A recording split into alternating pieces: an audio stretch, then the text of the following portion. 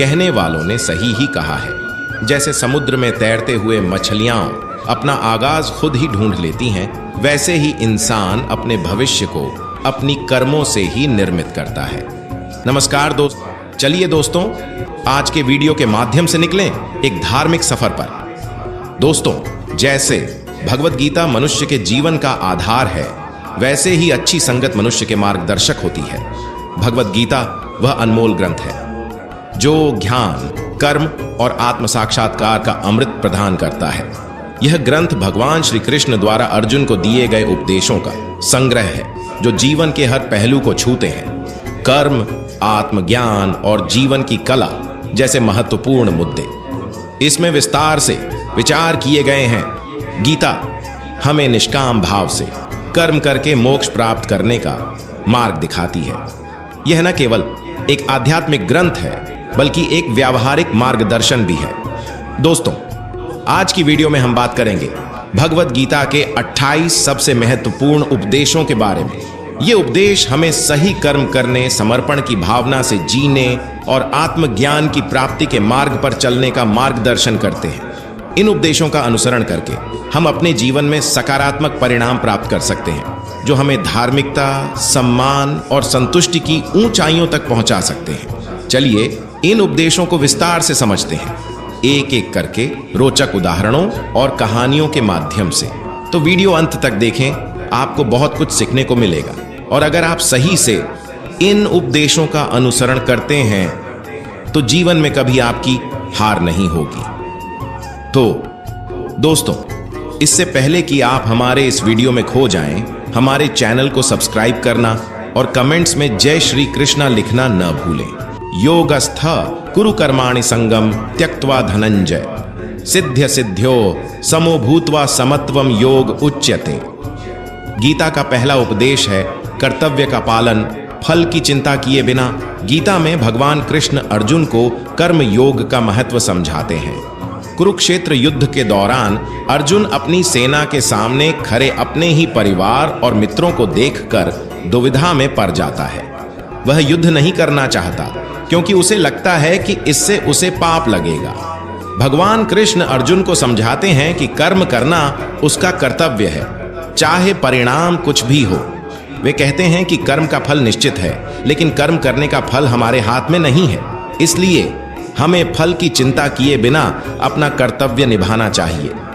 यही हमें सच्चे कर्मयोगी बनाता है जो समय के साथ साहसी और साहसी बनता है। चलिए एक कहानी से इसको सही से समझते हैं। एक बार एक छोटे से गांव में एक गरीब किसान रहता था। वह बहुत ही मेहनती और ईमानदार था। वह हर दिन सूरज उगने से पहले उठकर अपने खेतों में काम करता था। एक दिन किसान अपने खेत में काम कर रहा था जब उसे एक बूढ़ा आदमी दिखाई दिया। बूढ़ा आदमी बहुत थका हुआ और भूखा लग रहा था। किसान ने बूढ़े आदमी को अपने घर ले जाकर उसे खाना और पानी दिया। बूढ़े आदमी ने किसान की दयालुता से बहुत प्रभावित होकर उसे एक जादुई बीज दिया। बूढ़े आदमी ने कहा, यह बीज बो और इसकी देखभाल करो, यह तुम्हारे जीवन को बदल देगा। किसान ने बीज को अपने खेत में बोया और उसकी हर दिन देखभाल की। कुछ ही दिनों में बीज से एक विशाल पेड़ उग आया। पेड़ पर सोने के सिक्के लगे हुए थे। किसान और उसकी पत्नी बहुत खुश थे। उन्होंने सोने के सिक्कों से अपना घर और खेत सुधार लिया। उन्होंने गरीबों की मदद करना शुरू कर दिया। कुछ समय बाद एक लालची राजा को पेड़ के बारे में पता चला। राजा ने पेड़ को अपने कब्जे में लेने का फैसला किया। उसने अपनी सेना को किसान के घर भेजा। सेना ने किसान को पेड़ छोड़ने के लिए मजबूर किया। किसान बहुत दुखी था, लेकिन उसने हार नहीं मानी। किसान ने फिर से एक बीज बोया और उसकी देखभाल की। कुछ ही दिनों में एक नया पेड़ उग आया। इस पेड़ पर चांदी के सिक्के लगे हुए थे। राजा को चांदी के पेड़ के बारे में पता चला। उसने फिर से अपनी सेना को किसान के घर भेजा। सेना ने किसान को चांदी का पेड़ छोड़ने के लिए मजबूर किया। किसान ने फिर से हार नहीं मानी। किसान ने तीसरी बार बीज बोया और उसकी देखभाल की। कुछ ही दिनों में एक नया पेड़ उग आया। इस पेड़ पर तांबे के सिक्के लगे हुए थे। राजा को तांबे के पेड़ के बारे में पता चला। उसने फिर से अपनी सेना को किसान के घर भेजा। सेना ने किसान को तांबे का पेड़ छोड़ने के लिए मजबूर किया। किसान ने राजा से कहा, मैं तुम्हें ये पेड़ नहीं दूंगा। मैंने इन पैरों को अपने कर्तव्य का पालन करते हुए प्राप्त किया है। राजा किसान की दृढ़ता से प्रभावित हुआ। उसने किसान से माफी मांगी और उसे पैर वापस कर दिए। मेरे प्यारे साथियों, इस कहानी से हमें यह शिक्षा मिलती है कि हमें फल की चिंता किए बिना अपने कर्तव्य का पालन करते रहना चाहिए। यदि हम अपना कर्तव्य ईमानदारी से निभाते हैं तो हमें फल अवश्य मिलेगा। गीता का दूसरा उपदेश है आत्म साक्षात्कार। आत्म साक्षात्कार एक ऐसा शब्द जो सुनते ही मन में शांति और आत्मज्ञान का भाव जागृत हो जाता है। यह शब्द केवल धार्मिक कर्म कांडों तक सीमित नहीं है, बल्कि जीवन के सार को समझने और अपनी आत्मा की गहराइयों में उतरने का द्वार है। गीता में भगवान कृष्ण अर्जुन को आत्म साक्षात्कार की शिक्षा देते हैं। वे ध्यान और योग को आत्मज्ञान प्राप्ति का मार्ग बताते हैं। ध्यान मन को शांत करने और विचारों की अशांति को दूर करने का साधन है। योग शरीर और मन को एकाग्र कर आत्मा से जुड़ने का मार्ग प्रशस्त करता है। आत्म साक्षात्कार केवल बाहरी कर्मकांडों तक सीमित नहीं है। यह आत्मचिंतन, आत्म अवलोकन और आत्म विश्लेषण की यात्रा है। इस यात्रा में व्यक्ति अपनी कमजोरियों और गलतियों को स्वीकार करता है और उनसे सीखकर खुद को बेहतर बनाता है। आत्म साक्षात्कार का अर्थ है अपनी आत्मा को जानना, उसकी प्रकृति को समझना और उसके साथ एक आत्मता स्थापित करना। यह आत्मज्ञान प्राप्ति का मार्ग है, जिसके माध्यम से व्यक्ति अपनी वास्तविक पहचान और जीवन के उद्देश्य को समझता है। चलिए एक कहानी से इसको सही से समझते हैं। एक बार की बात है, सारा नाम की एक युवा महिला थी जो अपने जीवन में खोई हुई और निराश महसूस कर रही थी। उसके पास एक अच्छी नौकरी, एक प्यार करने वाला परिवार और अच्छे दोस्त थे, लेकिन उसे अभी भी ऐसा लग रहा था कि कुछ कमी है। उसे नहीं पता था कि वह जीवन में क्या करना चाहती है और उसे ऐसा लग रहा था कि वह कभी खुश नहीं रह पाएगी। एक दिन सारा ने फैसला किया कि उसे बदलाव की जरूरत है। उसने अपनी नौकरी छोड़ दी, अपना घर छोड़ दिया और खुद को ढूंढने के लिए यात्रा पर निकल पड़ी। वह दुनिया भर में घूमती रही, विभिन्न संस्कृतियों का अनुभव किया और सभी प्रकार के लोगों से मिली। रास्ते में सारा ने कई ऐसे लोगों से मुलाकात की जिन्होंने उसे जीवन के अर्थ और खुद होने का क्या मतलब है इस बारे में सोचने के लिए प्रेरित किया। उसने एक बौद्ध भिक्षु से मुलाकात की जिसने उसे ध्यान और विपश्यना के बारे में सिखाया, एक हिंदू स्वामी जिसने उसे वेदांत के दर्शन के बारे में सिखाया और एक सूफी फकीर जिसने उसे प्रेम और करुणा के मार्ग के बारे में सिखाया। जितना अधिक सारा ने सीखा, उतना ही उसे एहसास हुआ कि उसके सभी उत्तर उसके भीतर ही हैं। उसे एहसास हुआ कि वह अपने जीवन में खुशी और संतुष्टि पाने की शक्ति रखती है। अपनी यात्रा के अंत में सारा एक नए व्यक्ति के रूप में घर लौट आई। वह अब खोई हुई या निराश नहीं थी। वह जानती थी कि वह कौन है और वह जीवन में क्या करना चाहती है। वह खुश और संतुष्ट थी और उसे पता था कि वह हमेशा के लिए बदल गई है। साथियों, इस कहानी से हमें यह शिक्षा मिलती है कि आपको खुशी और संतुष्टि दूसरों में या बाहरी चीजों में नहीं मिलनी है। यह आपके भीतर है। आपको बस खुद को ढूंढने की जरूरत है। अपने आप को ढूंढने के लिए आपको अपने विचारों, भावनाओं और अनुभवों के प्रति जागरूक होने की जरूरत है। आपको अपनी मान्यताओं, मूल्यों और लक्ष्यों की खोज करने की आवश्यकता है। आपको अपने आंतरिक आत्म से जुड़ने की आवश्यकता है। अपने आप को ढूंढने की यात्रा एक आजीवन यात्रा है। यह आसान नहीं है, लेकिन यह इसके लायक है। जब आप खुद को खोज लेंगे तो आपको खुशी और संतुष्टि मिलेगी जो आपने कभी सोची भी नहीं थी। गीता का तीसरा उपदेश है कि आपके सारे दुखों का कारण किसी को अपना मानना है। आप कभी गौर करना, आपकी जिंदगी के सारे दुख, सारी तकलीफें, सारी चिंताएं वहीं से आती हैं जहां आपका अपमान होता है कि यह मेरा है, यह मेरा अपना है। यहीं से आपकी जिंदगी में दुख का आना शुरू हो जाता है। इसे एक छोटी सी कहानी से समझते हैं। एक व्यक्ति के पास एक बहुत बड़ा महल था। उसने जिंदगी भर की सारी संपत्ति लगाकर उस महल को बनाया था। आसपास के शहरों के कई लोग उसके महल को देखने आते थे। कई बड़े बड़े सेठ उसके महल को खरीदने की कोशिश करते थे, इसलिए वह महल उसका अहंकार हो गया। उसका महल से बहुत लगाव था। एक दिन उसके महल में आग लग गई और वह कहीं बाजार गया हुआ था। जब वह घर लौट कर आया तो उसने देखा कि उसका महल तो आग में जल रहा है। अपने घर को आग में जलता हुआ देखकर उसे इतना दुख हुआ, उसने कहा, अगर यह महल नहीं रहेगा तो मैं भी जिंदा नहीं रहूंगा। अगर मेरा महल ही जलकर राख हो जाएगा तो मैं जीकर क्या करूंगा। वह भी उसी आग में छलांग लगाने की कोशिश करने लगा तो उसके मित्र ने उसे रोक लिया और कहा कि यह जो तुम्हारा महल है, इस महल को तुम्हारे बेटे ने कल किसी और को बेच दिया है।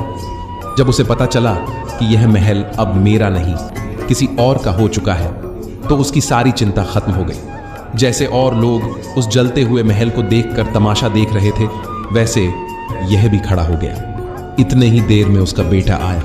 वह अपने बेटे को देखकर बहुत खुश हुआ, उसे आशीर्वाद देने लगा कि तेरे जैसा बेटा तो बहुत भाग्यशाली माता पिता को मिलता है। तुमने तो मेरी जिंदगी बचा ही ली।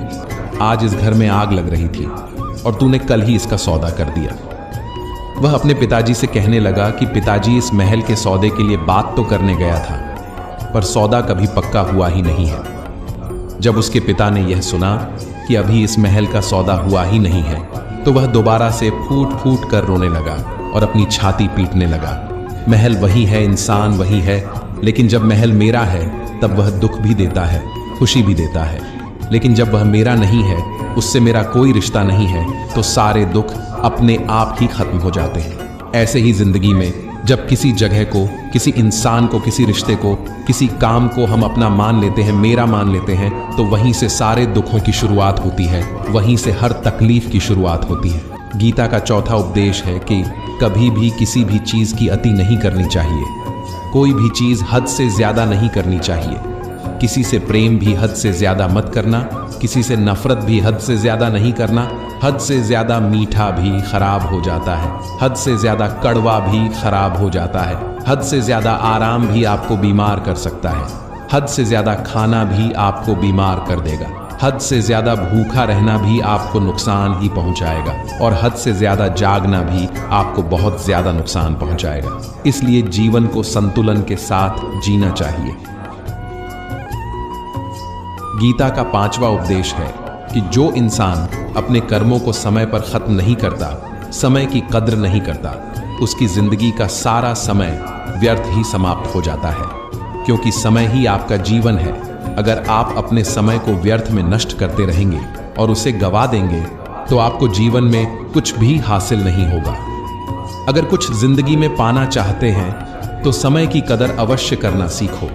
जो भी व्यक्ति गीता के इन 30 उपदेशों को रोज सुनेगा, समझिएगा, तो जिंदगी की कितनी भी मुश्किल से मुश्किल घड़ी क्यों ना आ जाए, उसे ऐसे मुश्किल वक्त में भी रास्ता अवश्य मिलेगा। छठा उपदेश यह है कि मृत्यु से डरना व्यर्थ है।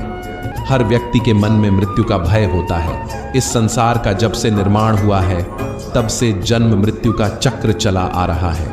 यह प्रकृति का नियम है।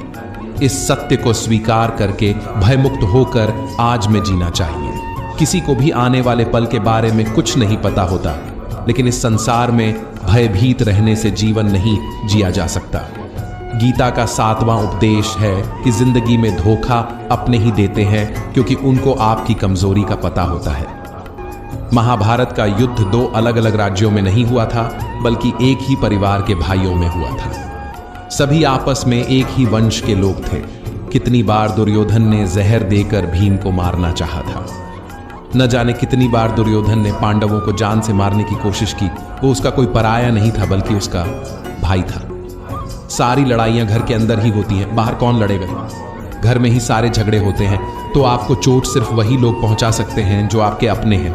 आपको धोखा सिर्फ वही लोग दे सकते हैं जो आपके अपने हैं। बाहर वाला आपको धोखा नहीं दे सकता, क्योंकि उसको आपके बारे में पता ही नहीं है कि आपको चोट कहां पहुंचानी है। लेकिन जो आपका अपना है, आपका खास है, उसे बहुत गहराइयों से पता होता है कि आपकी कमजोरी क्या है।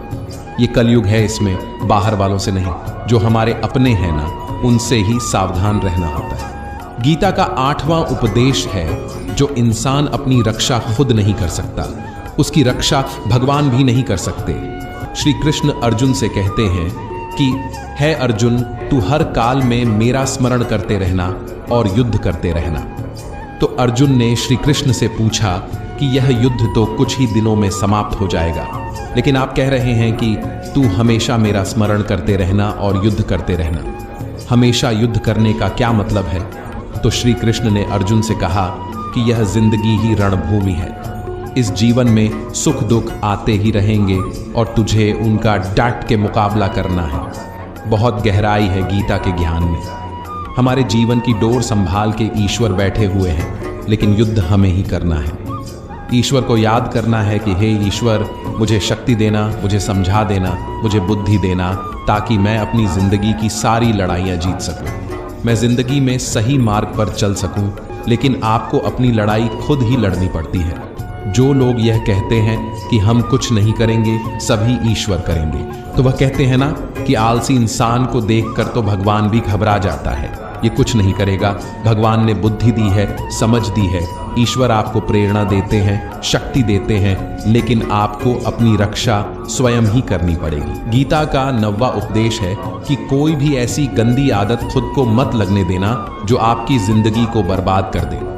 हम भी अपनी जिंदगी में जब कोई ऐसी गंदी आदत लगा देते हैं, चाहे वह कोई भी हो, चाहे वह नशे की हो, मोबाइल की हो, किसी इंसान की हो, कोई गलत काम करने की हो, कोई भी गलत आदत जो आपको बर्बाद कर सकती है, अगर आप उसको नहीं छोड़ेंगे तो आपका सब कुछ खत्म हो जाएगा। इससे पहले कि आपकी आदत आपको खत्म कर दे, आप अपनी गलत आदतों को खत्म कर दीजिए। कहीं ना कहीं महाभारत का यह युद्ध जुए की आदत की वजह से ही शुरू हुआ था। सारा खेल वहीं से शुरू हुआ था। एक ऐसी लत जहां युधिष्ठिर ने अपने भाइयों को दांव पर लगा दिया, अपनी पत्नी को दांव पर लगा दिया, ऐसा जीतने का नशा कि अपना सब कुछ गवा दिया। गीता का 10वां उपदेश यह है कि आलसी इंसान कभी कुछ हासिल नहीं कर सकता। अधिकतर लोग सिर्फ योजनाएं ही बनाते रहते हैं कि मुझे बड़ा घर चाहिए, मुझे बड़ी गाड़ी चाहिए, मैं दुनिया घूमना चाहता हूँ, मुझे यह चाहिए, वह चाहिए। ये हर कोई सोच लेता है, लेकिन उस पर मेहनत करना, अपना कर्म करना वह नहीं करते। क्योंकि चाहना तो बहुत आसान है, लेकिन उसके लिए कर्म करते रहना वह बहुत मुश्किल है। हर कोई चाहता है कि मेरा शरीर फिट हो, लेकिन उसके लिए एक्सरसाइज करना वह आपको ही करना होगा। जो इंसान आलसी बनकर बैठा रहता है, उसे ना ही अच्छा शरीर मिलता है और ना ही अच्छा जीवन मिलता है। तो अगर जिंदगी में कुछ पाना चाहते हो तो आलस्य को अपनी जिंदगी से दूर कर देना। आलसी के चलते आपको कुछ मिलने वाला तो नहीं, लेकिन जो आपके पास है ना, वह भी गाँव दोगे। गीता का 11वां उपदेश ये है कि जिंदगी में अगर खुशी चाहते हो तो मन की गुलामी का त्याग कर दो। कई लोग कहते हैं कि हम करना तो बहुत कुछ चाहते हैं, लेकिन कुछ कर ही नहीं पाते। पता भी सब कुछ है कि क्या करने से हमारी जिंदगी बेहतर हो सकती है, क्या चीज़ है जो हमको नुकसान पहुंचा रही है, लेकिन फिर भी कुछ कर नहीं पाते। समझते सब कुछ है, लेकिन समझकर भी, चाह कर भी कुछ कर ही नहीं पाते। वह इसलिए होता है क्योंकि आप अपने मन के गुलाम बन चुके हो। लोग तो अपनी जीभ का स्वाद तक नहीं छोड़ पाते और कहते हैं कि हम पतले नहीं हो पाते, फिट नहीं हो पाते, सक्सेस नहीं मिल रही है, क्योंकि जो आपको करना चाहिए आप वह करते ही नहीं है। आपका मन सब कुछ समझकर भी आपको वह करने ही नहीं देता। इसलिए जिंदगी में अगर आगे बढ़ना है तो अपने मन के अनुसार चलना छोड़ दो। जो आपकी यह सही है वही आपको करना चाहिए। गीता का 12वां उपदेश यह है कि जो आपका है वह आपको मिलकर ही रहेगा, और जो नहीं मिला है उसके लिए रोना छोड़ दो। आप जिसके लिए जितना रोवोगे वह चीज आपसे उतनी ही दूर चली जाएगी, और जो चीज आपकी सच में है वह कहीं ना कहीं से आपके पास जरूर पहुंच जाएगी। इसलिए जो आपको जिंदगी में हासिल नहीं हो रहा है, हासिल नहीं हुआ है, उसका पछतावा करना, उसके लिए रोना आपको बंद कर देना चाहिए। गीता का 13वां उपदेश यह है, आप संसार में जितना प्रेम लगाओगे उतना ही जीवन में दुख और पीड़ा का अनुभव करोगे। गीता का 14वां उपदेश यह है कि जिस इंसान को बात बात पर क्रोध आता है, सुख और शांति जीवन में कभी नहीं आ सकते। क्योंकि जो इंसान बहुत ज्यादा क्रोधी होता है, उसके सारे मित्र उसे छोड़कर चले जाते हैं। वह अपने मन में भी दर्द में ही जीत रहता है। ज्यादा गुस्सा करके जो भी आपके पास है ना, वह आप उसे खो दोगे, और ऐसे इंसान को शांति कभी नहीं मिलती। इसलिए अपनी जिंदगी में शांति अगर चाहते हो तो बात बात पर गुस्सा करना छोड़ देना चाहिए। गीता का 15वां उपदेश है कि चाहे आप किसी की मदद करें या ना करें, लेकिन जानबूझकर कभी किसी का दिल नहीं दुखाना चाहिए। क्योंकि जब आपकी वजह से किसी का दिल दुखता है ना, तो याद रखना आपको भी वही दर्द एक दिन जरूर मिलेगा। लेकिन जब आप किसी का दिल दुखाते हैं तो आपको भले पता ना चलता हो, लेकिन जब कोई भी आपका दिल दुखता है तब आपको समझ में आ जाता है कि दिल पर चोट लगने की वजह से कितना दर्द होता है। इसलिए चाहे आप किसी की मदद करो या ना करो, लेकिन किसी का दिल कभी भी नहीं दुखाना चाहिए। गीता का 16वां उपदेश यह है कि जो मुश्किल वक्त में, जो दुख के समय में आपका साथ दे, सिर्फ वही आपका अपना है। बाकी सब अपनेपन का नाटक करने वाले, बड़ी बड़ी बातें करने वाले बहुत लोग होते हैं कि हम आपसे बहुत प्रेम करते हैं, कोई भी दुख हो, कोई भी तकलीफ हो, हमें याद कर लेना। लोग दूहक उठाने की बात करते हैं, लोग आने जाने की बात करते हैं, हाथ मिलाना तो ठीक से नहीं जानते और दिल मिलाने की बात करते हैं। जब सच में आपकी जिंदगी में तकलीफ आएगी ना, तब आपको समझ में आ जाएगा कि आपका साथ देने के लिए कौन खड़ा है और कौन भाग गया। क्योंकि उस समय पर सारे लोग भाग जाते हैं, क्योंकि लोगों को पता होता है कि यह व्यक्ति हमारे पास आया तो हमसे मदद ही मांगेगा और वह हमें कुछ दे नहीं पाएगा। लोग आपसे सिर्फ तभी रिश्ता रखते हैं जब आप उन्हें कुछ दे सकते हैं और आपसे उन्हें कुछ फायदा हो सकता है। लेकिन जब लोगों को यह पता चल जाता है, ये समझ में आ जाता है कि उनका आपसे कोई फायदा नहीं होने वाला, बल्कि उनको तो आपकी मदद करनी पड़ेगी, तो वह आपको दूर से ही देखकर भाग जाते हैं। इसलिए जो आपके मुश्किल वक्त में आपके साथ खड़ा हो, सिर्फ वही आपका अपना होता है। बाकी इस दुनिया में सब पराये होते हैं। 17वां उपदेश है कि जो भी होता है अच्छे के लिए होता है, और जो हो रहा है वह भी अच्छे के लिए ही हो रहा है, और जो आने वाले भविष्य में होगा वह भी अच्छे के लिए ही होगा। वैसे ये बहुत गहरी बात है। कुछ चीज जिंदगी में ऐसी होती है जो हमें लगता है कि मेरे साथ ही ऐसा क्यों हुआ, मेरे साथ ही होना था ये सब। लेकिन जब वह वक्त गुजर जाता है, एक दिन हमको समझ आ जाता है कि अगर हमारे साथ ये सब नहीं होता तो आज हम इस मुकाम पर नहीं होते। अगर मेरे साथ ये सब नहीं होता तो शायद हमारी जिंदगी और भी बर्बाद हो सकती थी। इसलिए अगर हमें यह समझ में आ जाए कि जिंदगी में जो कुछ भी हो रहा है वह सब अच्छे के लिए ही हो रहा है, तो जीवन में हमेशा खुश रहेंगे। गीता का 18वां उपदेश है कि हर काम को समझदारी से करना ही योग होता है। योग कर्म सुकौशल। कई लोग काम तो करते हैं लेकिन उन्हें हासिल कुछ नहीं होता। बहुत लोग कहते हैं कि हम तो मेहनत बहुत करते हैं, तब भी जिंदगी में सफलता हासिल नहीं हो रही है। लेकिन सच्चाई ये है कि बहुत कुछ करने से, बहुत मेहनत करने से आपको सफलता नहीं मिलेगी, लेकिन सही तरीके से, सही समझ के साथ काम करने से आपको जिंदगी में सफलता अवश्य मिलेगी। गीता का 19वां उपदेश है कि जो आपके साथ अधर्म करें, गलत करें, पाप करें, उसे दंड जरूर देना चाहिए। अगर आप उसे सहते हैं तो उसके पाप में आप भी भागीदार हो जाएंगे। अगर आप उसे सहते हैं तो वह आपके साथ और गलत करता रहेगा। अर्जुन श्री कृष्ण से कहने लगे कि जिनसे मैं युद्ध करने जा रहा हूं, ये सब मेरे भाई हैं, मेरे अपने हैं। मैं उनके सामने कैसे हथियार उठाऊं, इनको कैसे मारूं? तो भगवान श्री कृष्ण ने अर्जुन से कहा कि जिन्हें तुम अपना मानते हो वह सभी अधर्मी हैं, वह पाप के पक्ष में खड़े हैं, और अगर तुम इनका वध नहीं करोगे, युद्ध नहीं करोगे, तो समाज में और भी पाप बढ़ जाएंगे। क्योंकि जब कोई ऐसे पापियों को नहीं रोकता है तो यह और भी ज्यादा पाप करते हैं। ऐसे ही जब आपके साथ कोई गलत करता है, आपको चोट पहुंचाता है, दुख पहुंचता है, और वहीं आप चुपचाप रहते हो, तो उसे सामने वाले का मनोबल बढ़ जाता है। वह आपको कमजोर समझने लगता है और आपके साथ गलत करने का वह अपना हक समझने लगता है। लेकिन जब आप उसके गलत व्यवहार को, उसके अधर्म को रोक लेते हैं, उसका विरोध करते हैं, तब वह अपनी सीमा में रहना सीख जाता है। और यही कलयुग है। अगर इस जमाने में आपको खुश रहना है तो आपको अपनी रक्षा खुद ही करनी होगी। कोई आपके साथ गलत करे तो उसको कभी नहीं सहना चाहिए, उसका सामना करना चाहिए। गीता का 20वां उपदेश है कि जिसे आप सबसे ज्यादा महत्व दोगे वह आपको कभी महत्व नहीं देंगे। आपने कभी गौर किया है कि आपका अपमान कौन लोग करते हैं? आप जिसे सबसे ज्यादा, हद से ज्यादा महत्व देते हैं। दूसरों की इज्जत करना अच्छी बात है, पर दूसरों की अगर बहुत ज्यादा इज्जत करेंगे, उनकी नजर में आपकी इज्जत खत्म हो जाती है। इसलिए किसी को भी कभी भी अपना सब कुछ नहीं बनना चाहिए।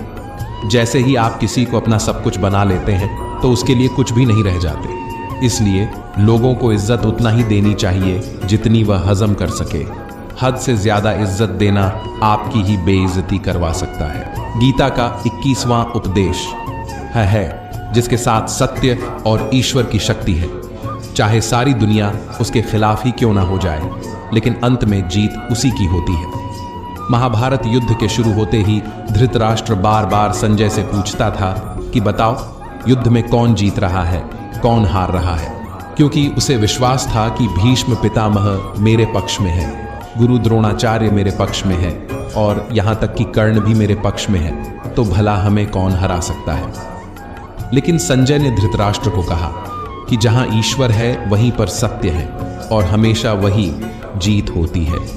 चाहे आपके पास कितनी भी शक्ति क्यों ना हो, लेकिन सत्य और ईश्वर जिसके लिए खड़े हो जाए उसे दुनिया में कोई भी नहीं हरा सकता। गीता का 22वां उपदेश है कि किसी पर भी आंख बंद करके भरोसा नहीं करना चाहिए।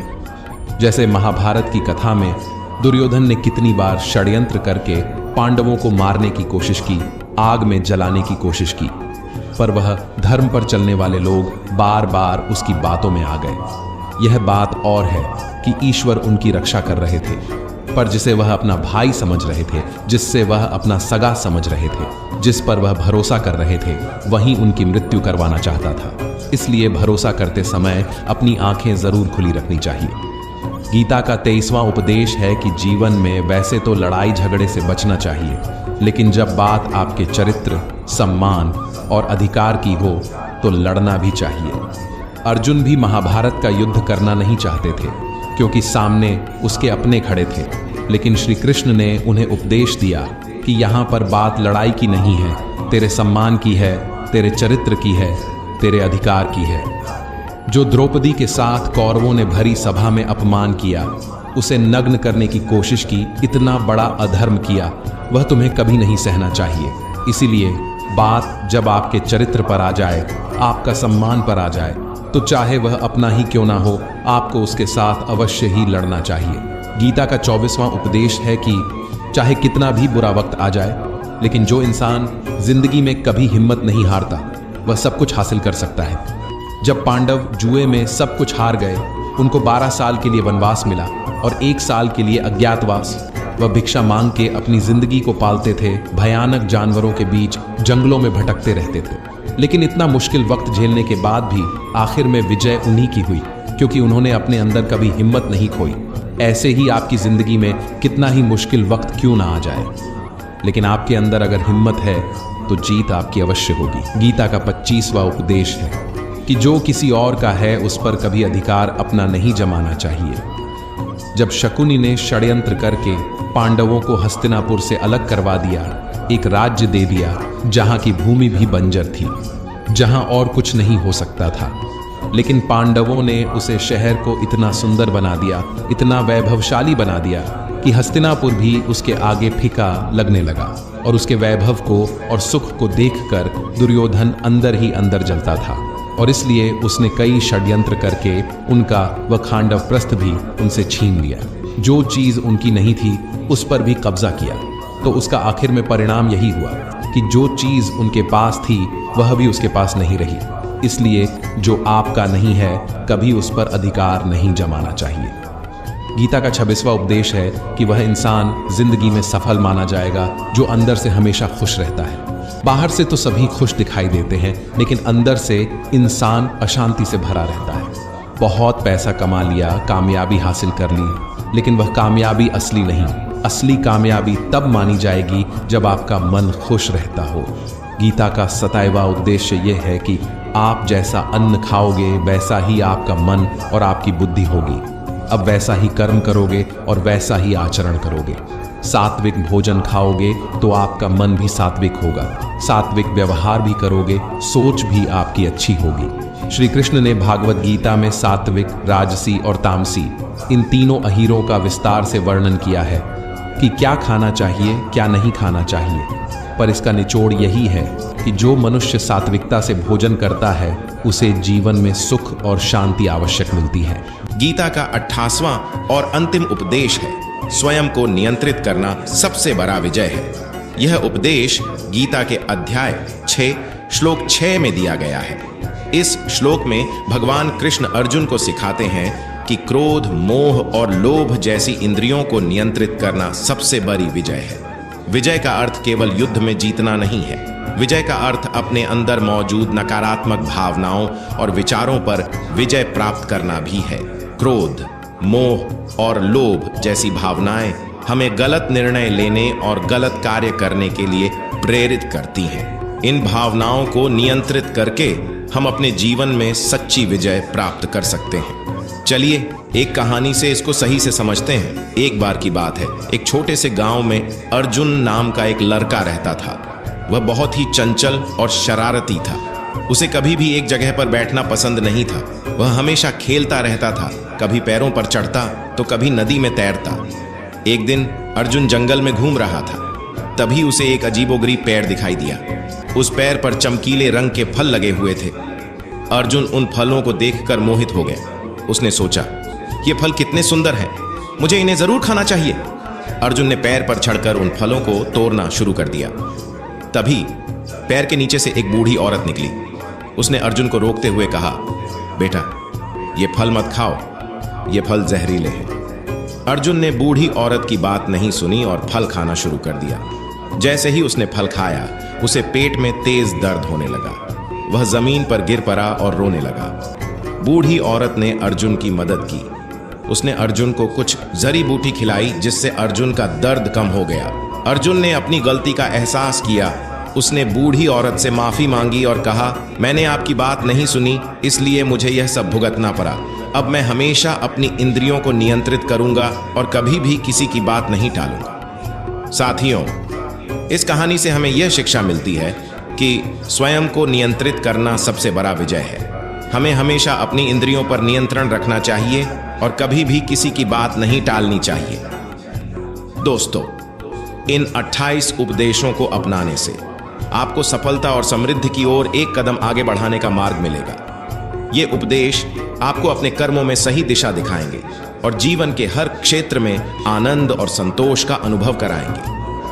धन्यवाद दोस्तों इस वीडियो को देखने के लिए। अगर आपने अभी तक हमारा धार्मिक संकल्प चैनल को सब्सक्राइब नहीं किया है तो जरूर सब्सक्राइब कर लें और हमारे साथ इस ध्यान के सफर में जुड़े, ताकि आप हमारे आने वाले वीडियो से अपडेट रहें और हमें कमेंट्स करके भी बताएं कि आपको हमारा यह वीडियो कैसा लगा। मिलते हैं अगले वीडियो में। तब तक के लिए आप अपना ख्याल रखें। जय श्री कृष्ण।